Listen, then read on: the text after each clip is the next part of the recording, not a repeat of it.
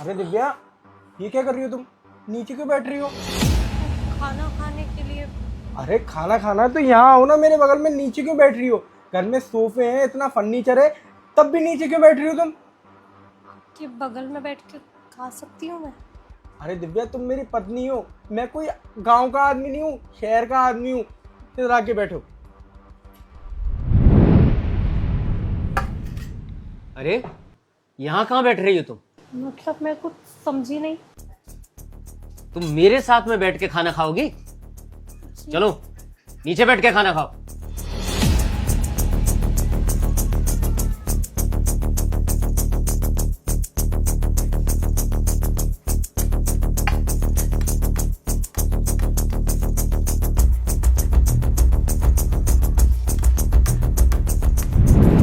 अरे कहाँ खो गई?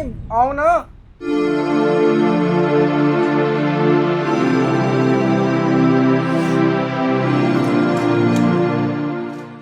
ये लो दिव्या।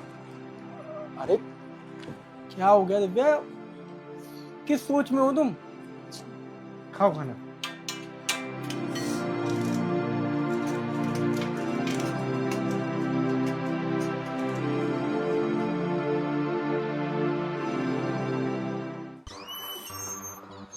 मैम आपका शाही पनीर और dal makhani with raita. Ma'am OTP और हाँ, वो ओटीपी था 2021।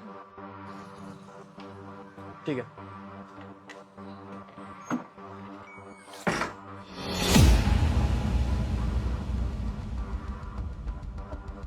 कुछ नहीं, वो जोमेटो वाला था।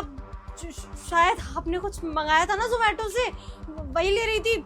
ओटीपी पूछ रहा था वो, और कुछ बात नहीं की मैंने, बस उतनी ही बात की, और ओटीपी के अलावा और कुछ भी बात नहीं हुई। अरे बेबी, तो क्या हो गया अगर ऑर्डर ले रही थी तो? मैं तो सिर्फ इसलिए पूछ रहा था क्योंकि एक पार्टी आने वाली है, मेरे को लगा वो आया होगा। अगर ऑर्डर ले रही थी तो कोई बात नहीं। अब आ जाओ अंदर।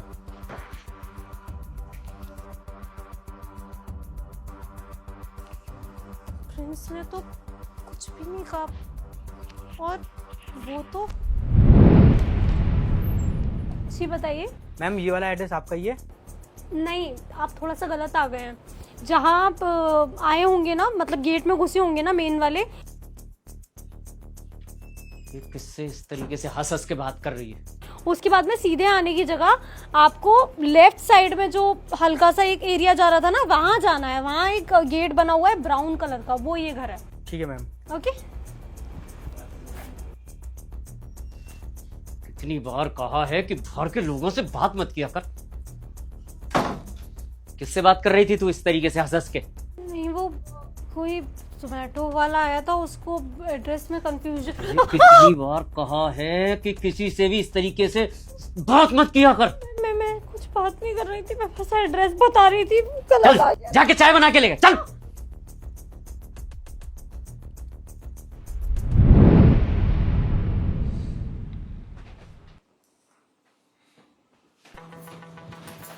नहीं प्रिंस, आई एम सॉरी, मेरी गलती है, मुझे माफ कर दो। जो भी मुझसे गलती हुई है उसके लिए मैं दोबारा नहीं करूंगी। तो जैसा तुम बोलोगे वैसा करोगे, बस मुझे मारना मत, मुझे मत मारना प्लीज। I am sorry. तुम ये बेल्ट रख दो। I am sorry. मुझे बताओ मुझसे क्या गलती हुई है। दोबारा कभी नहीं करूंगी, पक्का। तुमसे कोई बात नहीं करूंगी, कोई सवाल नहीं करूंगी, कोई जवाब नहीं करूंगी।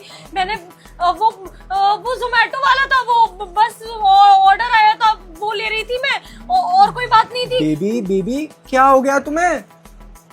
कैसा बिहेव कर रही हो तुम? क्या हो गया तुम्हें? क्या हो गया? मैं तुम्हें मार थोड़ी रहा हूँ इस बेल्ट से। ये लो, मैं तो सिर्फ बेल्ट चेंज कर रहा था क्योंकि वो बेल्ट ठीक से नहीं लग रही है, इसलिए दूसरी बेल्ट पहनना था। क्या हो गया तुम्हें? क्या बोले जा रही हो? मैंने तुम्हारे ऊपर आज तक हाथ उठाया है क्या जो मैं बेल्ट तुम्हें मारने के लिए निकालूंगा? दिव्या, क्या है ये सब?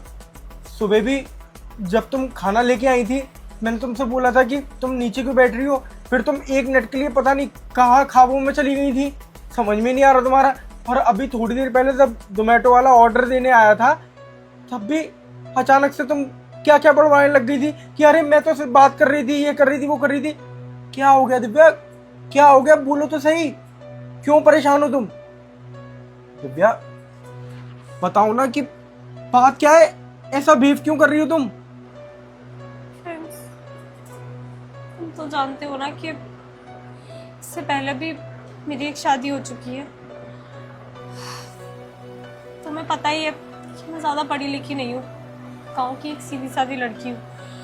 जब मेरी शादी होने वाली थी तो सबने मुझसे कहा कि शादी बहुत अच्छी चीज़ होती है, तुम बहुत खुश रहोगी, तुम्हारी लाइफ बहुत अच्छी हो जाएगी। मैं बहुत खुश थी, पर जब मेरी शादी हुई उसके बाद मुझे पता चला कि ये तो एक नर्क है। उस इंसान ने मेरी जिंदगी हराम करके रख दी थी। मुझे मारता पीटता था, छोटी छोटी बातों में मुझसे शक करता था, मुझे बहुत नीचा समझता था।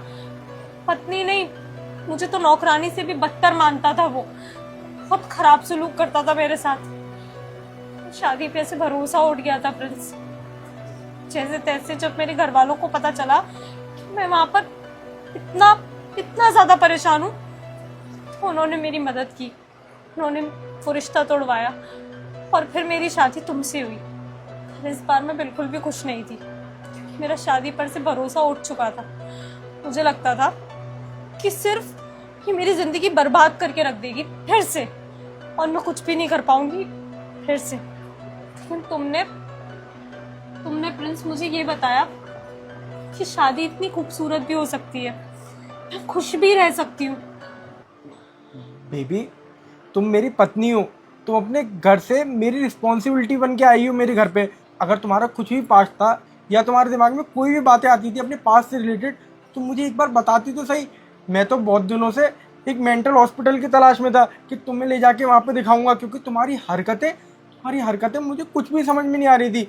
उस दिन परसों जब तुम वॉशिंग मशीन लगा रही थी, मैं अचानक से आया, तुमने चिल्लाना चालू कर दिया।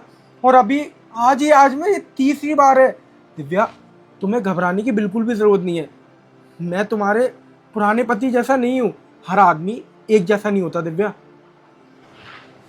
थैंक यू सो मच जो तुमने मुझे बताया कि पति इतना अच्छा भी हो सकता है।